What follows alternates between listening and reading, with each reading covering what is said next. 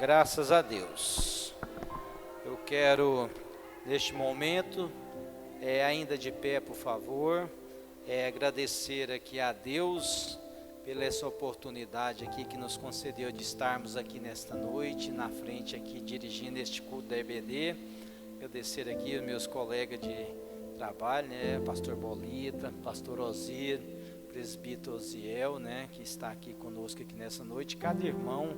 Agradecer ao nosso pastor presidente, nossa pastora que tem nos confiado aí, de estar na frente desse trabalho. Deus abençoe.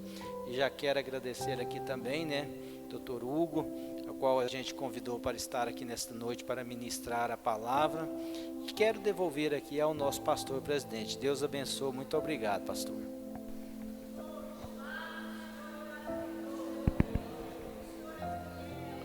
Vamos de pé, Cadê o Dr. Hugo? Graças a Deus.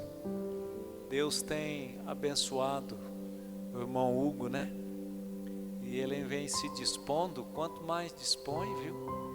Diz que a quem muito é dado, muito é exigido, Glória a Deus. Nós vamos orar,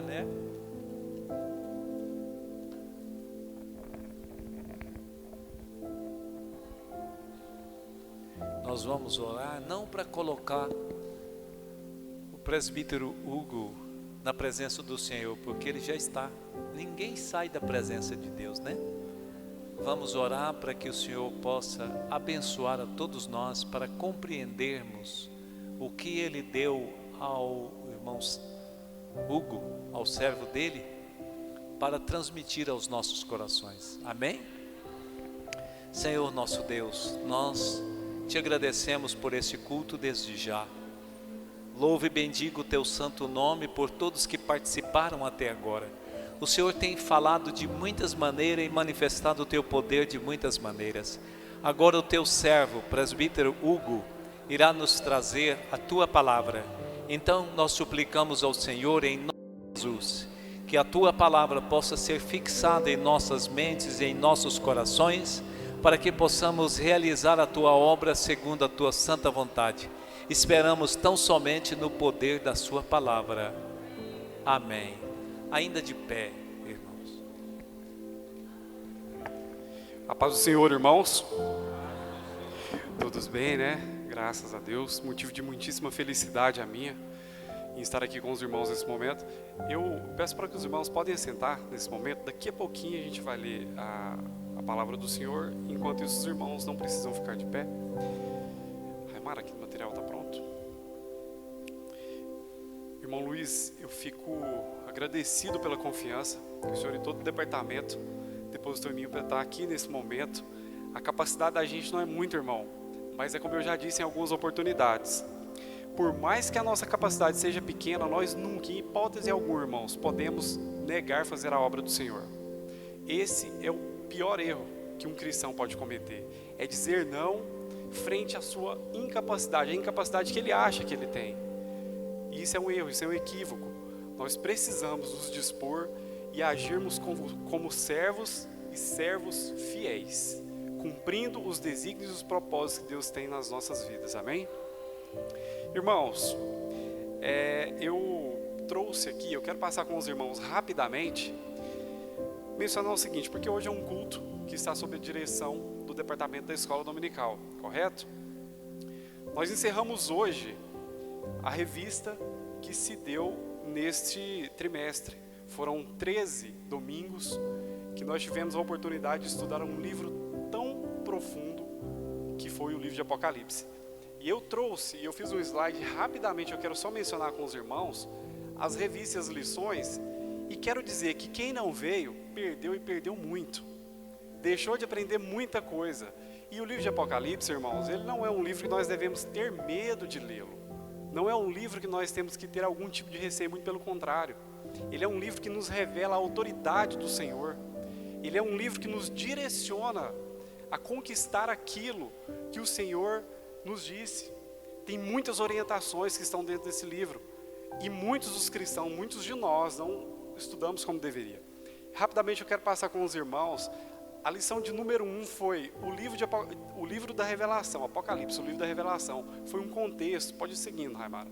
A lição número 2, Apocalipse, a revelação de Jesus Cristo. A de número 3, Apocalipse, uma mensagem de Cristo para a sua igreja. A de número 4, a realidade do arrebatamento. A de número 5, a realidade da grande tribulação.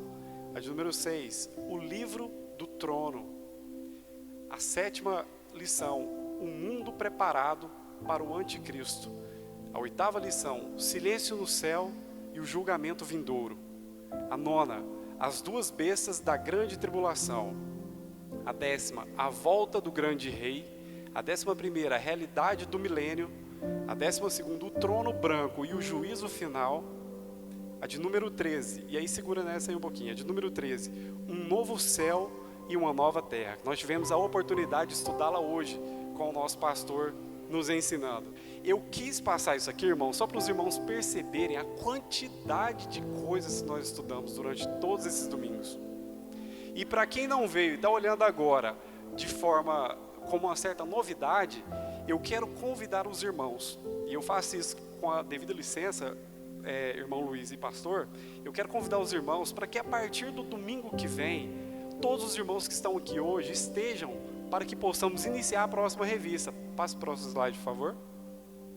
Próximo slide. Que a partir do próximo domingo nós iniciaremos o estudo sobre o Sermão do Monte. Então, para quem olhou para as demais lições e percebeu que eu podia estar lá, eu podia ter aprendido um pouco mais, esteja então agora, irmãos. A partir do próximo domingo nós iniciaremos um estudo a respeito dessa revista. As revistas já estão todas disponíveis, né, pastor, para quem quiser adquiri-la. E será uma bênção, irmão, com certeza. E Deus há de abençoar grandemente todos aqueles que estiverem aqui para aprender. Porque eu errei muito em, durante muito tempo, não estar na escola dominical. Mas a partir do momento em que eu comecei a participar, eu não consigo mais deixar de vir. Eu não consigo mais acreditar que um domingo, distante da igreja, num domingo de manhã, em qualquer outro lugar, seja mais valioso do que aqui na escola dominical. Não tem essa possibilidade. Porque em qualquer outro lugar que eu esteja, eu não estaria aprendendo tanto quanto eu estaria se eu estivesse aqui. Então é aqui que nós devemos estar. Não nos custa nada, irmãos. Acordar um pouquinho mais cedo num domingo. Depois, no período da tarde, você vai descansar e venha, vamos compartilhar da palavra do Senhor. Agora sim, eu gostaria que os irmãos ficassem de pé para nós lermos, então, no livro de Apocalipse, para ser coerente com o tema que nós aprendemos durante toda esse trimestre, na revista. Apocalipse 1, verso 11. Eu quero tratar de uma forma um pouco mais geral com os irmãos, porque não dá para aprofundarmos, é bem verdade, em decorrência do tempo, mas a respeito de um dos grandes ensinamentos que o livro de Apocalipse nos dá, que é acerca da mensagem de Cristo para as 7 igrejas da Ásia. Em cada uma das mensagens que Cristo revelou a João e João entregou às igrejas da Ásia, nós tiramos ensinamentos extremamente valiosos. E o verso 11 diz o seguinte, os irmãos que estão com a Bíblia encontraram? Que dizia, isso aqui é Cristo revelando a João para que ele fizesse: o que vês, escreve-o num livro e envia-o às 7 igrejas que estão na Ásia. Quais são essas igrejas? A igreja de Éfeso, a igreja de Esmirna, a igreja de Pérgamo, a igreja de Tiatira, e a Sardes, a Filadélfia e a Laodiceia. Amém? Os irmãos podem se assentar. A primeira informação que nós precisamos saber, irmãos, sobre esse ponto, é que João ele foi levado a uma ilha chamada Ilha de Patmos, para que ali ele fosse exilado. Em que razão que João, por que circunstâncias que João foi levado à Ilha de Patmos? João foi levado de forma exilada porque ele estava ministrando a palavra naquela época e existia um imperador muito carrasco. Nós sabemos que depois de Nero em diante, que era um dos imperadores de Roma, existiu uma perseguição contra os cristãos absurda. Iniciou-se com Nero e teve um segmento para os demais imperadores. Até que, na época de Domiciano, foi quando João estava nessa circunstância. E em razão do testemunho da palavra do Senhor, João então foi levado exilado para uma ilha que chama Ilha de Patmos. Atualmente, essa Ilha de Patmos, ela fica no território da Grécia, um território grego, atualmente. E João foi levado ali. Poderia, por favor, Raimara, abrir em Apocalipse 1, verso 9. Eu vou ler do 9 ao 11. A palavra do Senhor, num primeiro momento, ela nos revela isso. Apocalipse 1, 9 a 11. Eu, João, que também sou vosso irmão e companheiro na aflição e no reino e na paciência de Jesus Cristo, estava na ilha chamada Patmos, por causa da palavra de Deus e pelo testemunho de Jesus Cristo. Eu fui arrebatado em espírito, e no dia do Senhor, e ouvi detrás de mim uma grande voz, como de trombeta, que dizia: o que vê, escreve-o num livro, e envia-o às 7 igrejas que estão na Ásia, a Éfeso, a Esmirna, e a Pérgamo, e a Tiatira, e a Sardes, e a Filadélfia, e a Laodiceia. E não por outra razão, irmãos, Cristo, desde o primeiro momento em que ele se apresenta ao apóstolo João, ele quis que João entregasse as mensagens a essas 7 igrejas, mas identificando muito bem para os irmãos que estavam lá, quem é que estava mandando essas mensagens. Cristo cuidou de mostrar seus atributos para que não houvesse, em nenhuma hipótese, dúvidas, para que não houvesse que não pairasse nenhuma dúvida sobre a soberania do Senhor. Isso está no livro de Apocalipse 1, verso 8. Coloca o 8, por favor. No momento em que Cristo já se revela a João: eu sou o alfa, o ômega, o princípio e o fim, diz o Senhor, que é e que era e que há de vir, o Todo-Poderoso. Já quis demonstrar quem é que estava falando. Já chega para as 7 igrejas da Ásia, João, e diz o seguinte: aqui quem está falando é o alfa, o ômega, o princípio e o fim. Não é uma pessoa qualquer. E note, irmãos, o seguinte: quando Cristo escolhe João, não foi por acaso. Nós lemos há pouco que João se apresenta dizendo: eu sou o seu irmão, e nós compartilhamos das mesmas aflições. Era alguém que sabia o que aqueles irmãos daquela região, porque ali ele pregava, o que aqueles irmãos estavam passando, as aflições que aquelas pessoas estavam passando. No 17, por favor, agora, Remara. Irmão Eduardo, né, que está lá. 1,17. E continua. E eu, quando vi, aí João dizendo, já se apresentando à igreja dizendo: e eu, quando vi, caí a seus pés como morto.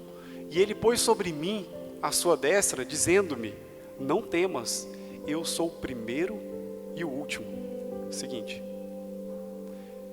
E o que vive, fui morto, mas eis aqui estou vivo para todo o sempre. Amém. E tenho as chaves da morte e do inferno. Próximo. Escreve as coisas que tem visto, e as que são, e as que depois destas hão de acontecer. O mistério das 7 estrelas, porque aqui no começo Jesus fala, quando está revelando a ele menciona sobre as 7 estrelas, e ele vai dizendo o que se trata esse mistério. O mistério das 7 estrelas, que viste na minha destra, e dos 7 castiçais de ouro. As 7 estrelas são os anjos das 7 igrejas, e os 7 castiçais que viste são as 7 igrejas. Cristo então cuidou de revelar a João, desde o princípio, quem é que estava falando, para que ele reportasse a essas igrejas. E a primeira carta, irmãos, que João então escreve, é direcionada à igreja de Éfeso. E ela está no capítulo 2, a primeira carta das 7 igrejas, que é a primeira de Éfeso, está no capítulo 2, a partir do verso 1. Capítulo 2, verso 1. E diz o seguinte: a carta de Éfeso, irmão, para que eu já contextualize desde já, ela direciona a uma igreja que aparentemente estava tudo bem. Uma igreja que aparentemente aos olhos humanos talvez estivesse tudo bem. Mas Cristo olha para aquela igreja e diz o seguinte: igreja de Éfeso, eu acompanho as suas obras, eu sei do que vocês estão fazendo, eu acompanho tudo, eu sei de tudo. Só que existe um grande detalhe que compromete absolutamente tudo. Vocês deixaram para trás o primeiro amor, aquele amor genuíno que existia. Essa igreja deixou dissipar, essa igreja deixou morrer. Dizendo à igreja de Éfeso, E esse foi o grande pecado apontado por Cristo naquela carta. Irmãos, como é bom nós recordarmos os tempos em que nós, em determinados momentos na igreja, às vezes os irmãos falam assim: ah, mas naquela época, quando eu me converti, era assim, era daquela forma. Irmãos, aquilo era o primeiro amor. Quando nós nos convertemos, nós estabelecemos um relacionamento com Cristo como se fosse de uma criança. Nós estabelecemos um relacionamento com o Senhor de entrega, e nós não podemos deixar isso esfriar, irmãos. Existem diversas circunstâncias que fazem com que o nosso dia a dia se torne muito difícil. As circunstâncias da vida nos impõem uma realidade que não é fácil, mas nós nunca podemos abandonar o primeiro amor, porque foi justamente isso que Cristo falou. Igreja de Éfeso, está quase tudo certo, mas uma coisa compromete tudo: cadê o primeiro amor? Acabou. E isso comprometeu aquela experiência da igreja de Éfeso para com o Senhor. Eu não vou mencionar de todas as igrejas, mas eu vou fazer um ponto a ponto aqui de algumas. Mas o fato é que, com relação à igreja de Esmirna, a igreja de Esmirna se sentiu uma igreja pobre. Talvez fosse uma igreja que não tivesse uma estrutura muito boa.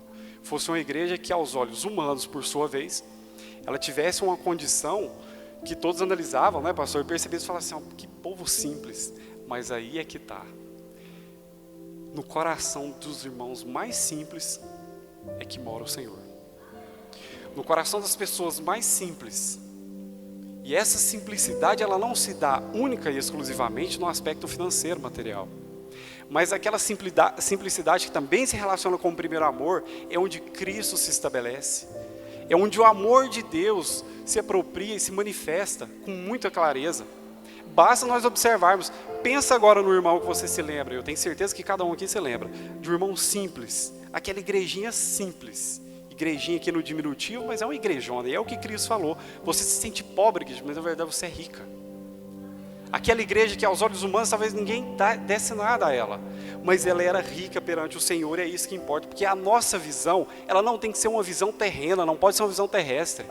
A nossa visão não pode estar apegada, irmãos, aos bens materiais.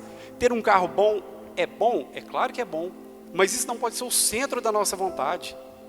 Ter uma casa boa, ter dinheiro, isso é bom aos olhos humanos? Sim, é bom, nos dá acesso. O que o dinheiro dá ao homem? Acesso. Você tem acesso a um bom carro, você tem acesso a um estudo bom, mas isso é o que importa para o cristão? Definitivamente não, e o livro de Apocalipse nos ensina isso de forma muito clara.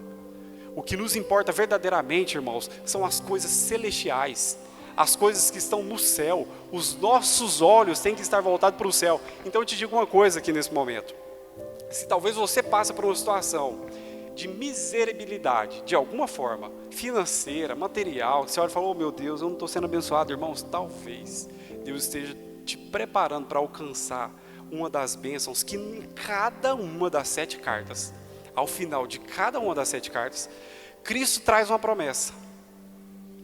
E a promessa é direcionada àquele que vencer. Não é para todo mundo. Cristo é muito claro nesse sentido. Quem que vai alcançar? Aquele que vencer. Aquele que alcançar, que tiver um comportamento segundo Cristo, vai alcançar as bênçãos celestiais. E são inúmeras. Eu não conseguiria ler todas aqui, mas para os irmãos terem uma ideia. Quem tem ouvidos, ouça o que o Espírito diz às igrejas. Ao que vencer, dar-lhe-ei a comer da árvore da vida que está no meio do paraíso de Deus. Irmãos, qual benefício maior o cristão pode ter, pode almejar?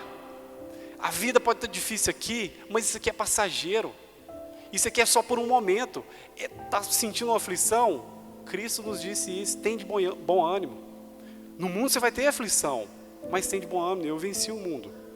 Cristo venceu o mundo. O Senhor Jesus venceu o mundo. Amém? A mensagem à igreja de Tiatira nos revela uma lição que ela também é muito importante. Às vezes a gente olha para alguma igreja e pensa o seguinte: aquela igreja é assim, aquela igreja é assado. Não é assim, irmãos. Deus não generaliza. Deus não é genérico. Ele nos conhece de forma individualizada. O nosso relacionamento para com o Senhor é individual. Talvez as pessoas olham para determinada congregação e pensam: aquela igreja está fazendo tudo errado, espera, calma, toma cuidado com o que você está falando. Talvez tenha um irmão dentro daquela igreja que tem um comportamento íntegro perante o Senhor. E eu gostaria só para fazer menção a esse ponto. Por favor, Apocalipse 2, versos 20 a 24, para os irmãos entenderem bem o que eu estou dizendo. Apocalipse 2, 20 a 24. Mas tendo contra ti que tolerares a Jezabel, mulher que se diz profetiza, ensina e engana os meus servos, para que se prostituam e comam do sacrifício da idolatria. Note que aqui é um apontamento de um erro. E dê-lhe tempo para que se arrependesse da sua prostituição, e não se arrependeu. Eis que a porei numa cama, e sobre os que adulteram com ela virá grande tribulação, se não se arrependerem das suas obras. E ferirei de morte os seus filhos, e todas as igrejas saberão que eu sou aquele que sonda as mentes e os corações, e darei a cada um de vós segundo as vossas obras. Agora o 24.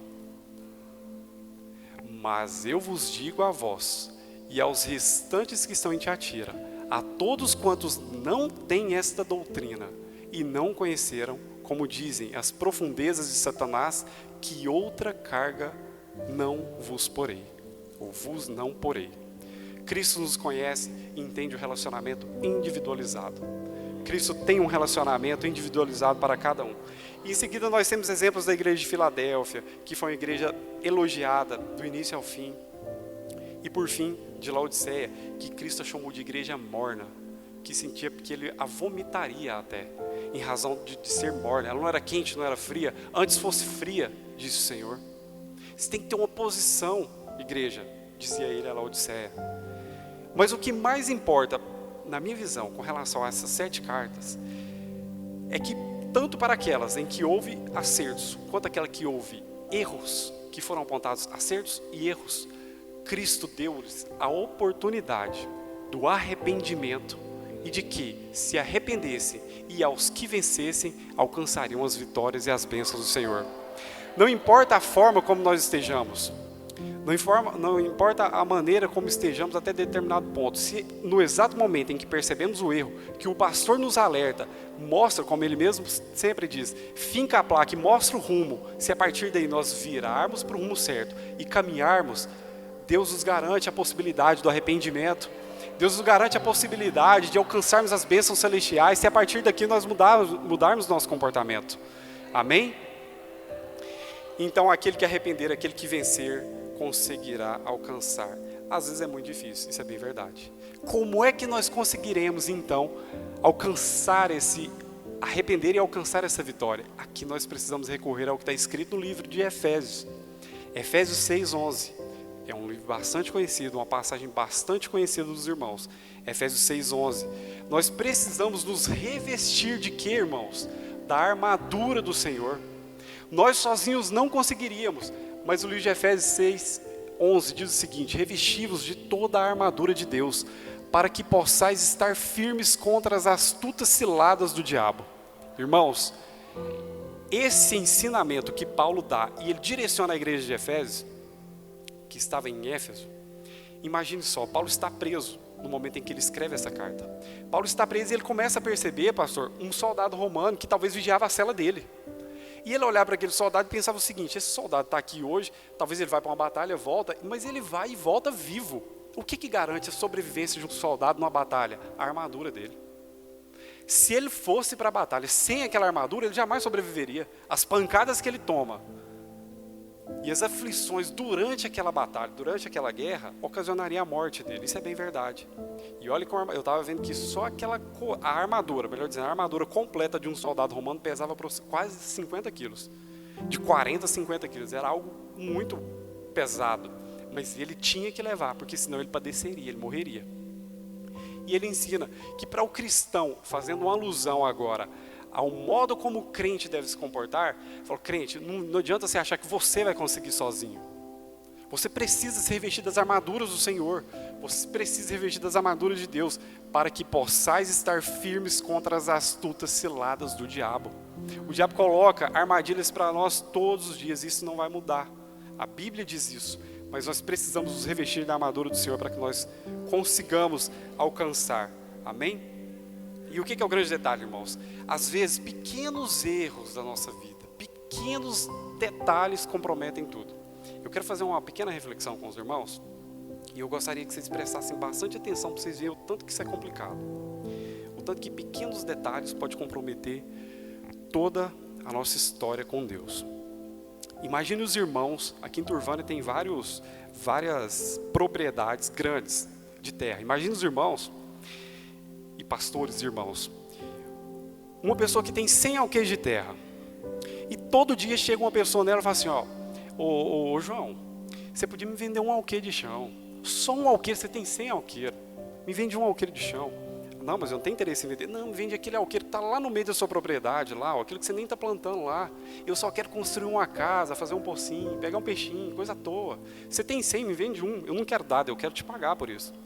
Ele, mas eu não preciso disso, eu não vou vender isso não. Mas aquele irmão todo dia insiste. Aquela pessoa todo dia está insistindo.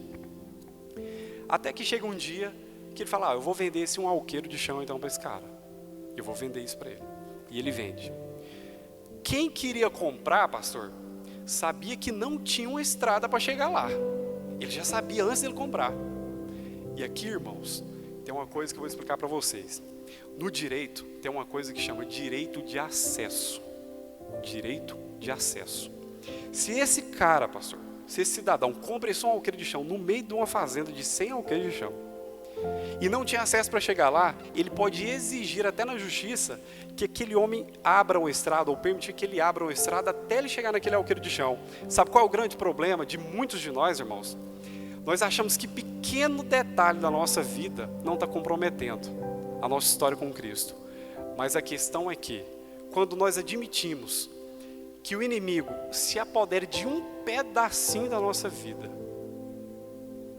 lá no fundo do nosso coração, um detalhe que talvez para muitos é nada, e o inimigo talvez não conseguisse chegar lá, porque você sempre manteve de uma forma que não admitiu que ele chegasse, mas se você deixa ele levar um pedacinho do seu coração, irmãos, o inimigo vai abrir uma estrada no meio da sua vida, no meio do seu coração, até chegar lá.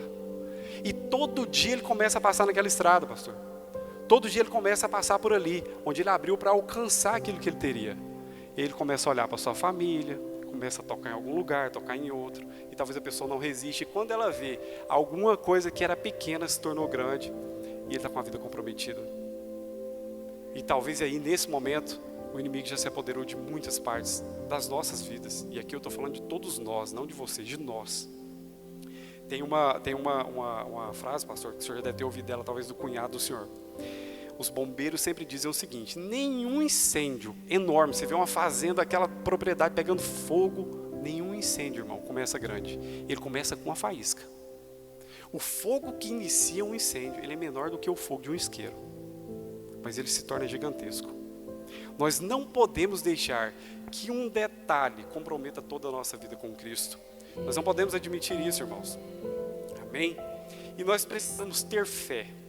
Nós precisamos ter fé, e tudo isso eu estou dizendo, que é como nós devemos agir para que nós consigamos então vencer e alcançar a misericórdia do Senhor todos os dias. Essa batalha ela é constante, o livro de Efésios nos revela isso. Ela é constante, é uma batalha espiritual ininterrupta. Ela é constante, nós precisamos estar atentos e vigilantes a todo momento.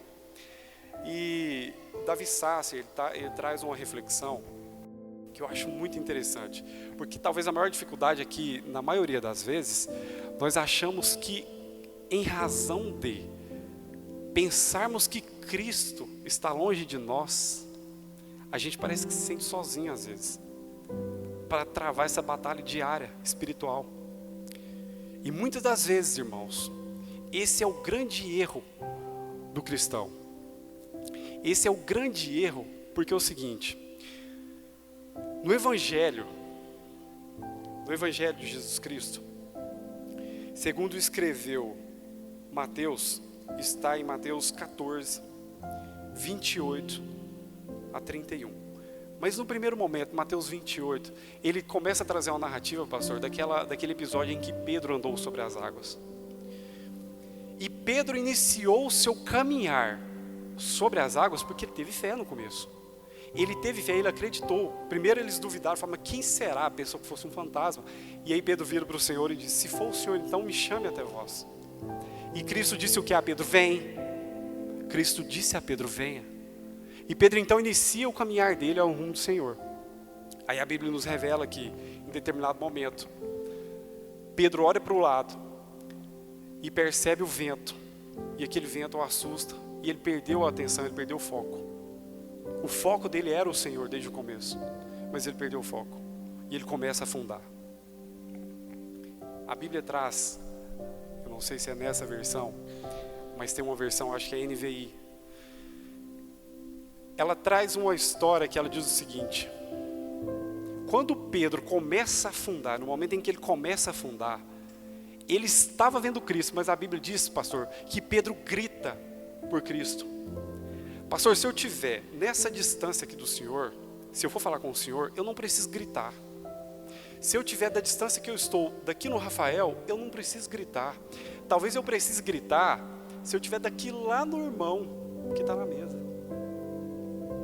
Lá no irmão Flávio. Então, para Pedro, a sensação que Pedro teve naquele momento e que justifica que ele tenha gritado, é que ele pensou que Cristo estava longe. Mas acontece o seguinte, irmãos. Coloca no versículo 31. A minha Bíblia e a sua Bíblia garante e relata que, imediatamente, o Senhor Jesus estendeu a mão e segurou a Pedro e levantou. Isso nos revela uma única coisa. Por mais que a situação pareça estar difícil, e você pense que Cristo não está próximo de você, Ele sempre estará tão próximo a ponto de estender a mão e te alcançar. Ele sempre estará tão perto de você a ponto de alcançar estendendo a mão. E a Bíblia diz que imediatamente Jesus estendeu a mão e o segurou. Imediatamente. Não foi daí um tempo. E por que foi imediatamente? Porque Cristo estava ao lado de Pedro, sempre esteve. Por mais que a percepção dele fosse de que Cristo estivesse longe. Os irmãos vão cantar um hino aqui agora que fala sobre isso. Se o mar me submergir, eu tenho certeza que a tua mão vai me alcançar. A reflexão que também é feita pelo Davi Sasser é de que o mar submergir a pessoa começar a afundar é uma possibilidade, não é uma certeza. Mas que Cristo vai estar a tal ponto de te alcançar em qualquer circunstância, meu irmão, esta é uma certeza. Isso nunca será uma possibilidade, sempre vai ser uma certeza. Não há nenhuma dúvida de que Cristo sempre estará perto de nós, ao nosso lado, a ponto de nos alcançar em qualquer circunstância das nossas vidas. Amém?